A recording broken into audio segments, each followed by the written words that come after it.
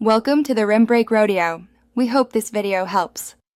You begin by confirming your laptop model and current battery health so you know what limits you're working with. Once done, close heavy apps and switch to a balanced power plan. This reduces heat and deep cycles. Now calibrate. Charge fully to 100% and then run the machine down to about 5 to 10% to sync the meter. Do this because an accurate charge indicator prevents unnecessary full discharges that shorten capacity over time. You should adopt daily habits that reduce battery stress.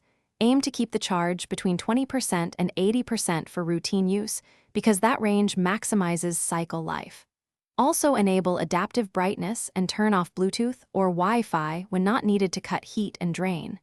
Make sure to use sleep for short breaks and hibernate for longer ones. This prevents constant trickle cycles. If storing the laptop, leave it at about 50% and in a cool place to preserve chemistry.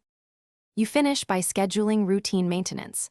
Update BIOS and power drivers because firmware fixes can improve charging behavior. Inspect the battery for swelling or excessive heat and note any rapid capacity decline. These are signs to replace the battery. If you hit problems, run built-in diagnostics and capture logs so you can provide clear information to support.